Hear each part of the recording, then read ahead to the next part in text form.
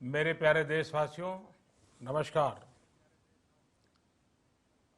Corona के खिलाफ लड़ाई में जनता कर्फ्यू से लेकर आज तक हम सभी भारतवासियों ने बहुत लंबा सफर तय किया है।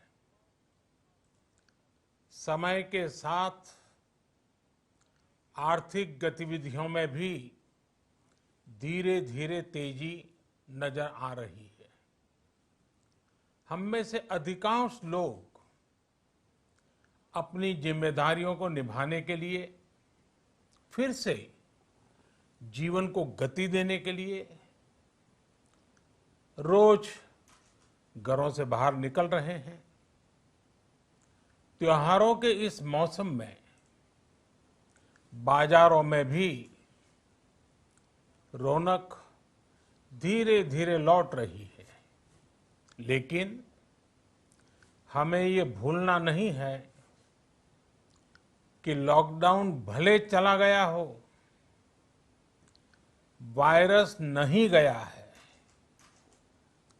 बीते 7-8 महीनों में प्रत्येक भारतीय के प्रयास से भारत आज जिस संभली हुई स्थिति में है, हमें उसे बिगड़ने नहीं देना है और अधिक सुधार करना है।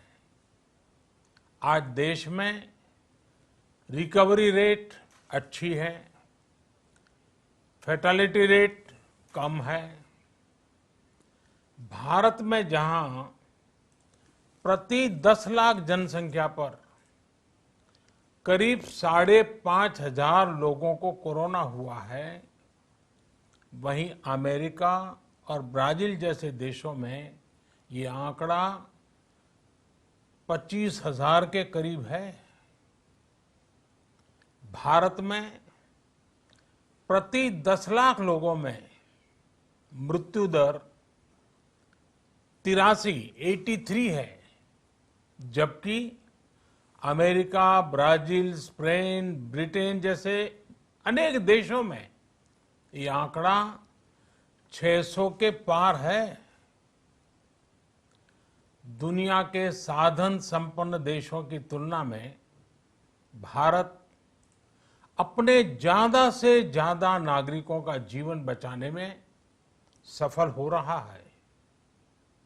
आज हमारे देश में कोरोना मरीजों के लिए 90 लाख से ज्यादा बेड्स की सुविधा उपलब्ध है। 12,000 क्वारंटाइन सेंटर्स है। कोरोना टेस्टिंग की करीब 2,000 लैब्स काम कर रही है। देश में टेस्ट की संख्या जल्द ही 10 करोड़ के आंकड़े को पार कर जाएगी। कोविड महामारी के खिलाफ लड़ाई में टेस्ट की बढ़ती संख्या हमारी एक बड़ी ताकत रही है। सेवा परमो धर्म के मंत्र पर चलते हुए हमारे डॉक्टर, हमारे नर्सिस, हमारे हेल्थ वर्कर्स, हमारे सुरक्षाकर्मी और भी सेवा के भाव से काम करने वाले लोग इतनी बड़ी आबादी की निस्वार्थ सेवा कर रहे हैं। इन सभी प्रयासों के बीच ये समय लापरवाह होने का नहीं है।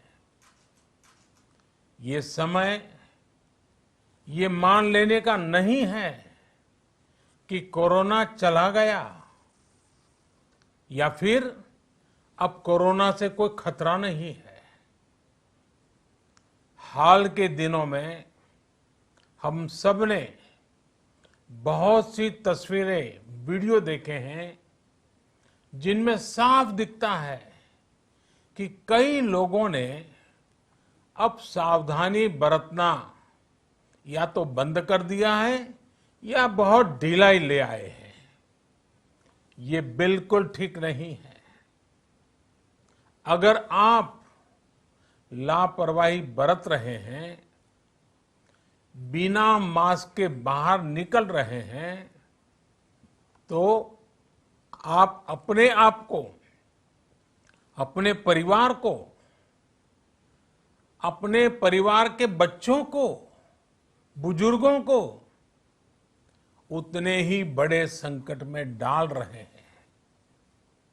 आप ध्यान रखिए, आज अमेरिका हो या फिर यूरोप के दूसरे देश, इन देशों में कोरोना के मामले कम हो रहे थे, लेकिन अचानक से फिर से बढ़ने लगे हैं और चिंताजनक वृद्धि हो रही है। साथियों, संत कबीरदास जी ने कहा है, पक्की खेती देख के गर्व किया किसान, अजहू जोला बहुत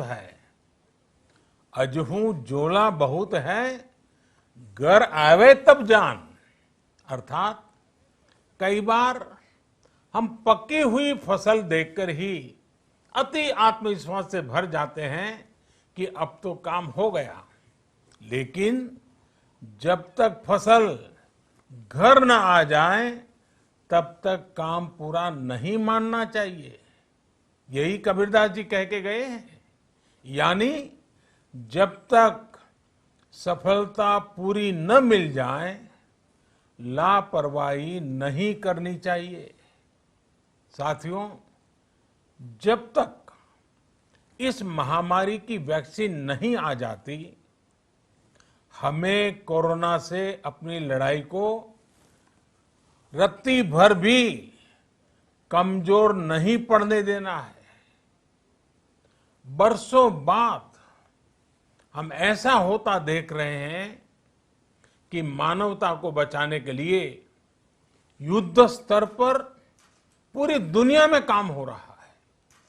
अनेक देश इसके लिए काम कर रहे हैं। हमारे देश के वैज्ञानिक भी वैक्सीन के लिए जी जान से जुटे हैं। भारत में अभी कोरोना की कई वैक्सीन पर काम चल रहा है। इनमें कुछ एडवांस स्टेज पर है, आशास्पद स्थिति दिखती है। साथियों, कोरोना की वैक्सीन जब भी आएगी, वो जल्द से जल्द प्रत्येक भारतीय तक कैसे पहुंचे, इसके लिए भी सरकार की तैयारी जारी है। एक एक नागरिक तक वैक्सीन पहुंचे, इसके लिए तेजी से काम हो रहा है। साथियों, रामचरितमानस में बहुत ही शिक्षाप्रद बातें हैं, सीखने जैसी बातें हैं, लेकिन साथ साथ अनेक प्रकार की चेतावनियां भी हैं। जैसे रामचरितमानस में बहुत बड़ी बात कही गई है, रिपु रुज पावक पाप, रिपु रुज पावक पाप, प्रभु अहि गनीय न छोट करी। अर्थात आग, शत्रु, पाप यानी कि गलती और बीमारी, इन्हें कभी छोटा नहीं समझना चाहिए। जब तक इनका पूरा इलाज न हो जाए, इन्हें हल्के में नहीं लेना चाहिए। इसलिए याद रखिए, जब तक दवाई नहीं, तब तक ढिलाई नहीं।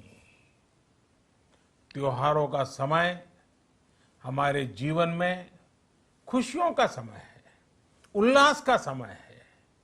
एक कठिन समय से निकलकर हम आगे बढ़ रहे हैं। थोड़ी सी लापरवाही हमारी गति को रोक सकती है, हमारी खुशियों को धूमिल कर सकती है। जीवन की जिम्मेदारियों को निभाना और सतर्कता, ये दोनों साथ साथ चलेंगे, तभी जीवन में खुशियां बनी रहेगी। 2 गज की दूरी, समय समय पर साबुन से हाथ धुलना और मास्क लगाना, इसका ध्यान रखिए। और मैं आप सबसे करबद्ध प्रार्थना करता हूं, आपको मैं सुरक्षित देखना चाहता हूं, आपके परिवार को सुखी देना चाहता हूं।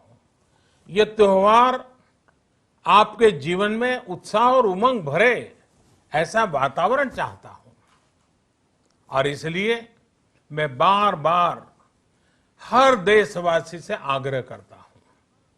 मैं आज अपने मीडिया के साथियों से भी, सोशल मीडिया में जो सक्रिय हैं उन लोगों से भी बड़े आग्रह से कहना चाहता हूं कि आप जागरूकता लाने के लिए, इन नियमों का पालन करने के लिए जितना जन जागरण अभियान करेंगे, ये आपकी तरफ से देश की बहुत बड़ी सेवा होगी। आप जरूर हमें साथ दीजिए, देश के कोटि कोटि जनों को साथ दीजिए। मेरे प्यारे देशवासियों, स्वस्थ रहिए, तेज गति से आगे बढ़िए और हम सब मिलकर के देश को भी आगे बढ़ाएं।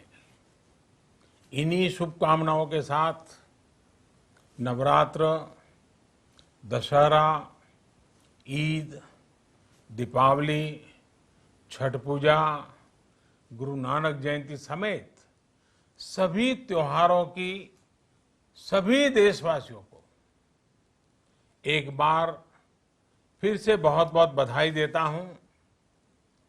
धन्यवाद।